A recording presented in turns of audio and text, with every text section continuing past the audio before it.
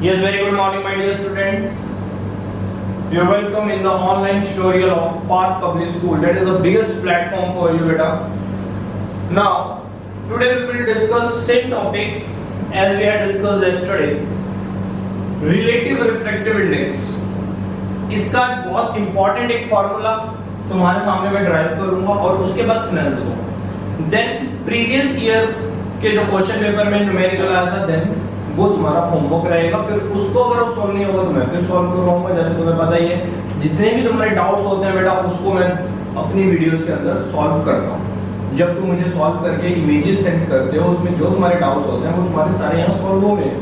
ठीक है, उसके लिए बेटा तुम्हें बिल्कुल टेंशन नहीं लेनी। एकदम से पैनिक हो जाते हो तुम, सर ये डाउट आ गया, सर मुझसे हो नहीं रहा। तुम अपने डाउट्स बताओ, उसके लिए बैठे हुए हैं, डोंट वरी।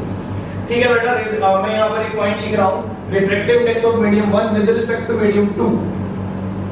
ठीक है, तो इसके लिए बेटा यहाँ पर हमें एक स्मॉल डायग्राम भी बना देता हूँ कि ये है मीडियम 1 और ये है मीडियम 2। तो मीडियम 1 में इंसिडेंट रे रखते हैं और ये टक टक टक नॉर्मल, ये आ गई हमारी रिफ्रैक्टिव। गुड, तो यहाँ पर बेटा लिखूंगा कैसे रिफ्रैक्टिव इंडेक्स ऑफ मीडियम 1। तो मतलब पहले जो मीडियम है वो रिफ्रैक्टिव का है तो n1 ऐसे लिखना पड़ेगा। विद रिस्पेक्ट टू मीडियम 2 तो 2 को यहाँ लिखना पड़ेगा, ये सबको पता है। उसके बाद अगर मैं वैसे लिखता हूँ तो ये n1 ये n2 हो जाएगा।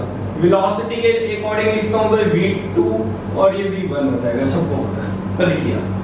ठीक है, नाउ रिफ्रैक्टिव इंडेक्स मैं इसका ऑपोजिट करके लिख रहा हूँ, refractive index of medium 2 with respect to medium 1। ठीक है, तो ये कैसे बनेगा बेटा, 1 and 2 n2 divided by n, 2 को बेटा छोटा सा लिखना पैरों में, n1 इज इक्वल टू, इसको बेटा इक्वेशन 1 मान लो, ये हो जाएगा बेटा v1 divided by v2। Equation इसको 2 मान लो, इन दोनों को बेटा मल्टीप्लाई कर कर देखते हैं तो क्या होगा। मल्टीप्लाई इक्वेशन 1 and 2, देखो सबको मल्टीप्लाई नहीं ऐसे मल्टीप्लाई करेंगे। लेट्स सी, देखो 2n1 multiply 1 and 2 is equal to, इसको मल्टीप्लाई करोगे n1 by n2 is into n2 by n1, cancel out is equal. इसको मल्टीप्लाई करोगे v2 by v1 multiply v1 by v2, ये भी कैंसिल आउट। मतलब इसके equal में हमेशा 1 आएगा। अगर तुम refractive index of medium 1 with respect to medium 2 कर रहे हो, अगर इसको उल्टा कर दो तो क्या होगा वो मैं तुम्हें दिखा रहा हूँ। रिफ्रैक्टिव इंडेक्स ऑफ मीडियम 2 को चेंज करना कैसे है, देखो अगर इसका रिफ्रैक्ट, मेरा इसको करने का एम क्या है कि अगर इसका रिफ्रैक्टिव इंडेक्स तुम्हें किसी तरह गिवन है तो दैट मींस इसके ऑपोजिट का भी तुम निकाल सकते हो बिना पूछिए। तो ये आ गया बेटा तुम्हारे पास, ऐसे लिखोगे तुम इसको 2n1 इज मल्टीप्लाई, ये बेटा बहुत गलत लिख रहा हूं मैं बेसिकली, 2 छोटा सा n1 ऐसे multiply 1 and 2 is equal to 1। ये अब देखो तुम्हें किसका निकालना है, जिसका मर्जी निकाल लो, ये दूसरे का रेसिप्रोकल हो जाएगा। देखो कैसे, मैंने करा 1 and 2, मैंने इसका निकाला refractive index of medium 2 with respect to medium 1, ये निकाला मैंने। तो ये क्या आ गया, 1 डिवाइडेड बाय रेसिप्रोकल आ गया इसका रिफ्रैक्टिव इंडेक्स वाले का, refractive index of medium 1 with respect to medium 2 का। ठीक है, मान लो इसकी वैल्यू तुम्हें गिवन थी 1.5 फॉर एग्जांपल, इसकी वैल्यू तुम्हें गिवन थी 1.5, तो बेटा इसकी वैल्यू कितनी हो जाएगी, सोचो इसकी वैल्यू कितनी हो जाएगी, 1/1.5 रेसिप्रोकल हो जाएगी ना। तो सिंपल है, रेसिप्रोकल हो जाएगी। ठीक है, तो दैट मींस अगर तुम्हें बेटा एक की वैल्यू गिवन है तो ये वाला फार्मूला बेटा अच्छे से याद कर लो, ये वाला कि रेसिप्रोकल हो जाती है वैल्यूज मल्टीप्लाई करते हैं जब। तो अगर एक की वैल्यू गिवन है तो दूसरे की तुम निकाल सकते हो ऑपोजिट करके, मतलब ये बोलने में भी ऑपोजिट हो जाता है, ये भी ऑपोजिट, वैल्यू ऑपोजिट हो जाती है। ठीक है, तो इस टाइप से तुम इसको कर सकते हो। इसका भी मैं न्यूमेरिकल दूंगा, कुछ फॉर्मूले मैं अभी और लिखवा देता हूं। एक लास्ट में ना मैं थोड़े से फॉर्मूला दिखा दूंगा जो तुम्हें काम आएंगे, ठीक है। तो ये हो गया स्नेल लॉ हो गया।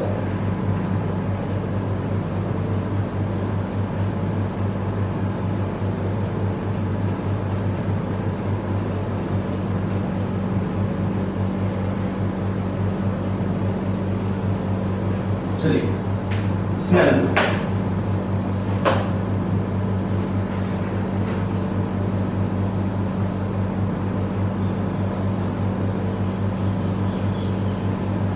अब स्नेल लॉ क्या कहते हैं?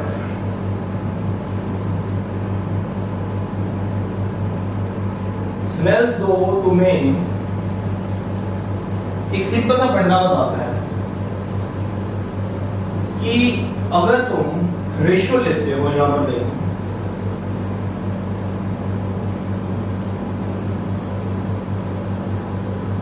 Angle i, this is angle r, ठीक है, मीडियम 1, दिस इज मीडियम 2। तुम्हें इसका कोई कंपैरिजन देखना है कि कितने एंगल आई पर कितना एंगल आर बनेगा। वो कहता है किसी भी पेयर के लिए, अगर हम बात करेंगे पेयर की, पेयर का मतलब क्या है कि किसी ना किसी में तो पेयर बनाओगे ना, एक में इंसिडेंट लाइट है, दूसरे में रिफ्रैक्टेड लाइट है, तो ये पेयर बन गया। अगर ये एयर है, ये ग्लास है, तो एयर और ग्लास का यहाँ पे पेयर बन गया। कहता है किसी भी पेयर के लिए इनका रेशियो साइन के साथ, साइन ऑफ एंगल आए, साइन सबको पता है ना, ट्रिग्नोमेट्री का आता है, नहीं पता तो वो भी मैथ में आएगी अभी ट्रिग्नोमेट्री वाली। साइन ऑफ एंगल आर, इसको तुम्हें कुछ नहीं करना है, तुम्हारा कोई वो नहीं है, सिंपल याद रखो कि किसी एक गिवन पेयर के लिए, जो पेयर गिवन है और मैंने गिवन पेयर, ये जो एंगल आई और एंगल आर की जो रेशियो है साइन के साथ, वो कांस्टेंट रहती है बेटा। कांस्टेंट का मतलब क्या होता है? कांस्टेंट का मतलब होता है जिसका कोई यूनिट नहीं होता, यूनिटलेस क्वांटिटी को हम कांस्टेंट बोलते हैं, ठीक है, इसका कोई यूनिट नहीं होता। अभी अभी हमने पढ़ा रिफ्रैक्टिव इंडेक्स का भी कोई यूनिट नहीं होता, तो इसको मैं वहीं पे लिख कर रखूंगा। तो इसका रेशियो कांस्टेंट रहता है। फॉर एग्जांपल कि मान लो 30 डिग्री का एंगल है एंगल आई, तो ये बना 15 डिग्री का, तो आंसर कितना आया बेटा 2। वो कहता है कि अगर तुम इसको चेंज करोगे, ये एंगल आई को तुम चेंज करोगे तो एंगल आर चेंज होगा। कहता है लेकिन ये वाली जो क्वांटिटी है ये चेंज नहीं होगी, उसी के अकॉर्डिंग ये अपने आप को अपने आप सेट कर लेगा। कैसे? फॉर एग्जांपल कि अगर ये 60 डिग्री कर दिया जाए तो नीचे वाला अपने आप 50 डिग्री हो जाएगा, क्योंकि आंसर तो फिर 2 ही आएगा। समझ आ गया होगा स्नेल्स लॉ कि स्नेल्स ने क्या चीज फाइंड आउट करी थी, उसने ये एक्सपेरिमेंट्स करे तो उसके सामने ये चीज आ गई कि जितना एक बार रेशियो निकल गया किसी भी पेयर के लिए, जो एंगल आई और एंगल आर का रेशियो है वो कांस्टेंट ही रहता है। अगर तुम एंगल आई चेंज करोगे तो उसी के अकॉर्डिंग अपने आप एंगल आर अपने आप को एडजस्ट करेगा और इसी रेशियो के बराबर लेकर आएगा। हाँ, अगर तुम पेयर ही बदल दो, मान लो तुमने एक ले लिया वाटर और एक ले लिया ग्लास, वाटर में से लाइट आई ग्लास में चली गई, या वाटर ले लिया एक ले लिया ऑयल, ठीक है, ऑयल में से लाइट आई वाटर में चली गई, कुछ भी हो सकता है। तो वो गिवन पेयर के लिए जो भी तुम्हारी कैलकुलेशन बनेगी, एक बार तुमने मेजर किया कैलकुलेट किया तो वो फिक्स हो जाएगी। उसके बाद अगर तुम एंगल आई चेंज करोगे तो उसके अकॉर्डिंग एंगल आर सेट होता रहेगा अपने आप, ठीक है। अब इसको रिफ्रैक्टिव इंडेक्स के साथ कैसे जोड़ना वो भी देखते हैं। तो बेटा ये मीडियम 1 है, ये मीडियम 2 है, तो इस कांस्टेंट की जो कैलकुलेशन थी, बिकॉज अभी तुम्हें साइन की कैलकुलेशन करनी नहीं आ रही है फॉर एग्जांपल, बट तुम कांस्टेंट की कैलकुलेशन कर जाओगे। कैसे कर जाओगे? With the help of refractive index. Refractive index की हेल्प लेके तुम इसके कांस्टेंट की कैलकुलेशन कर लोगे। अब मैं क्या बोल रहा हूं, कैसे बोल रहा हूं, देखो, ये देखो कि एंगल इंसिडेंट, जो एंगल ऑफ इंसिडेंस है वो कौन से मीडियम में है, तो आंसर है वो मीडियम 1 है। एंगल आर कौन से मीडियम में है, तो आंसर है वो मीडियम 2 है। लिख दो फिर, कैसे लिख दें, क्या लिख दें, देखो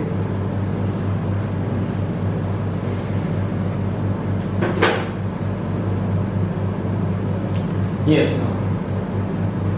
sign angle i sine angle r. अब इसको मुझे पता है ये कांस्टेंट तो है, लेकिन मुझे इन कांस्टेंट्स को रिफ्रैक्टिव इंडेक्स की फॉर्म में लिखना है।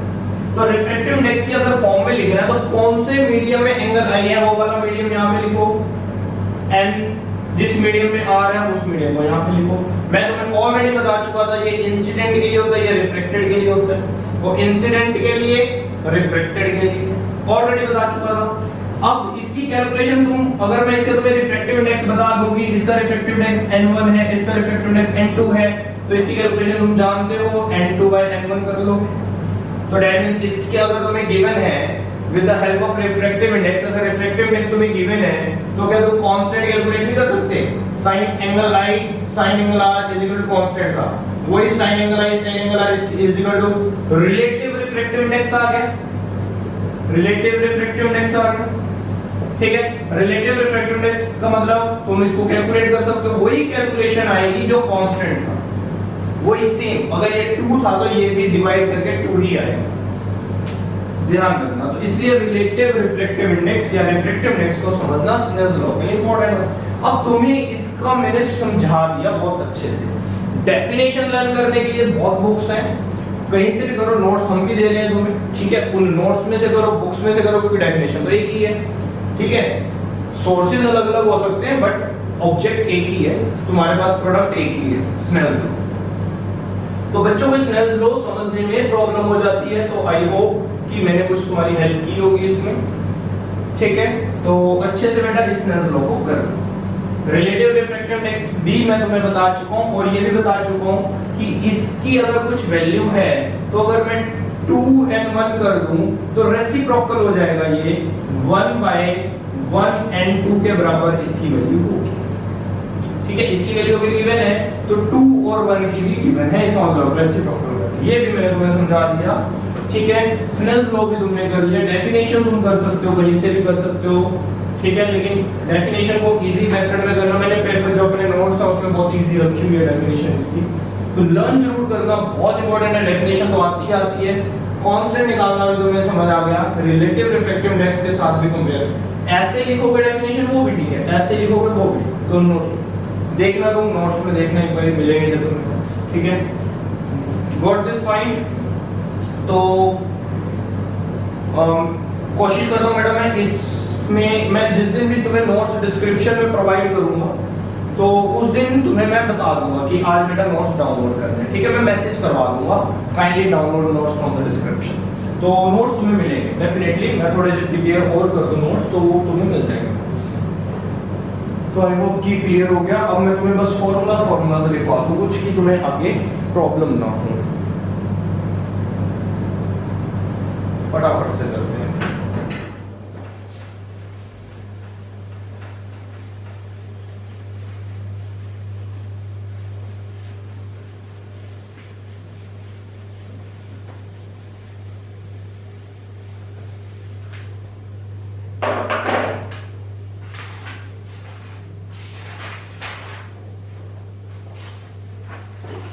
लिखो बेटा,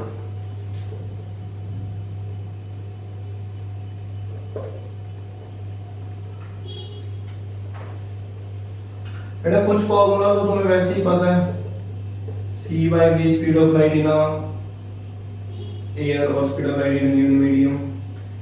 सेकंड रिलेटिव रिफ्रैक्टिव इंडेक्स का फॉर्मूला, ये सारे लिखवा दूं क्या? चलो लिख लो, 1n2 is equal to 1/2n1, ठीक है। और third 1n2 is equal to n2 divided by n1, fourth 1n2 is equal to v1/v2, ठीक है। ये तो अभी मैंने सारे फॉर्मूलाज किए हैं, तो ये दोनों भी आपस में इक्वल हो जाते हैं, भी तुम्हें पता होगा ना। ये भी फॉर्मूला में ही लिख सकते हैं हम, ये देखो ये दोनों इक्वल है, 1n2 तो ये दोनों भी इक्वल होंगे, तो n2 divided by n1 is equal to v1 divided by v2, ये भी फॉर्मूला। एक लास्ट फॉर्मूला बेटा क्या होता है, कभी कभी वो क्वेश्चन आते हैं, एनटीएससी में भी आ जाते हैं वो क्वेश्चन, बोर्ड में थोड़ा कम आते हैं, लेकिन वो फॉर्मूला तुम्हें पता होना चाहिए, important formula for competition. Refractive index को हम डेप्थ से कैसे रिलेट करते हैं? देखो दो टाइप की डेप्थ होती है, वो पॉइंट मैं तुम्हें क्लियर करता हूं कि कौन कौन सी डेप्थ होती है। ये एक बीकर है, इसमें वाटर ले लेते हैं, एक्चुअली ना पहले ये कंसेप्ट्स होते थे 10th क्लास में काफी पहले, फिर ये डिलीट होते चले गए। तो मैं चाहता हूँ कि ये कई बार न्यूमेरिकल अभी भी एनटीएससी में इसका मिल जाता है, हमें लिख सकते हैं एनटीएससी, ठीक है। तो क्या होता है बेटा कि जैसे मान लो तुमने इस वाटर के अंदर एक पेंसिल को डिप करा, ठीक है। अब तुम जब देखोगे तो वो तुम्हें पेंसिल कैसे नजर आती है, अगर तुम यहाँ से देखते हो तो वो तुम्हें इस ये टिप यहाँ पे नजर नहीं आएगा, टिप तुम्हें ऊपर नजर आएगा यहाँ पर। तो ये होती है दो टाइप की डेप्थ। तो ये ऐसे नजर आएगी तुम्हें। क्यों ऐसे नजर आएगी खुद सोच सकते हो तुम कि कोई बेंडिंग ऑफ लाइट, ये एयर है, ये वाटर है, तो कुछ लाइट बेंड हो जाएगी तो इसलिए टिप ऊपर हो जाती है। तो ये होती है बेटा एपरेंट डेप्थ, मतलब एक नकली डेप्थ। ये होती है रियल डेप्थ, ठीक है। तुम अगर इस बीकर की डेप्थ देख रहे हो तुम्हें तो टिप यहाँ नजर आएगी पेंसिल की, बट एक्चुअल में तो वो यहाँ पर है।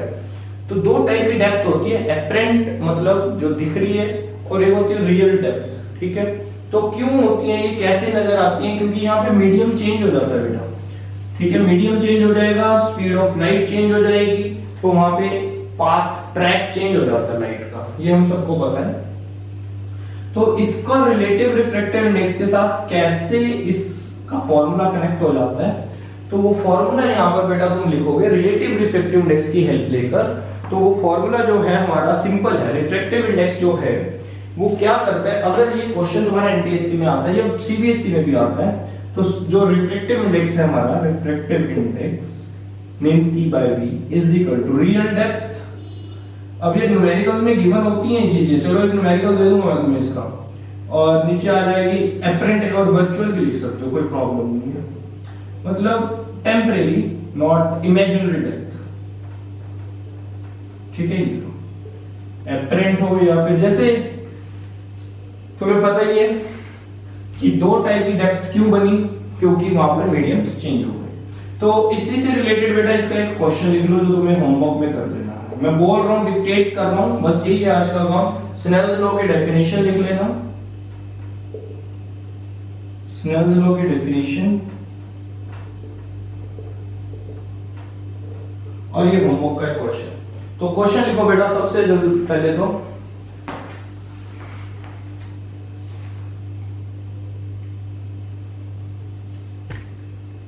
upon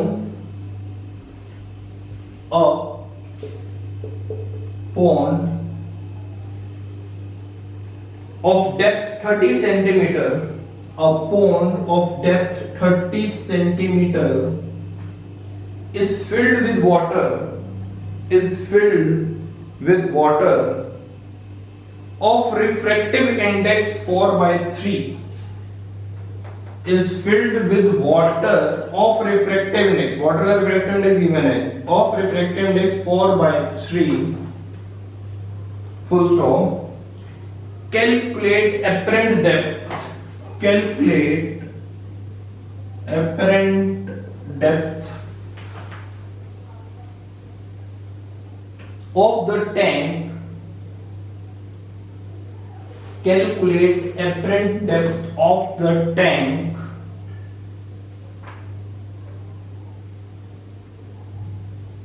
when viewed,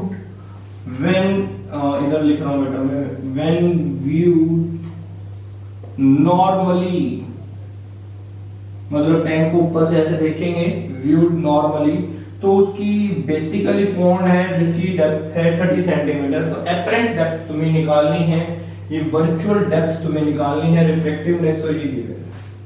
सिंपल सा एक क्वेश्चन है बेटा ये। और हाँ, अब तुम बेटा बहुत अच्छे से कर सकते हो, एक और होमवर्क और लेकर जाएंगे आज।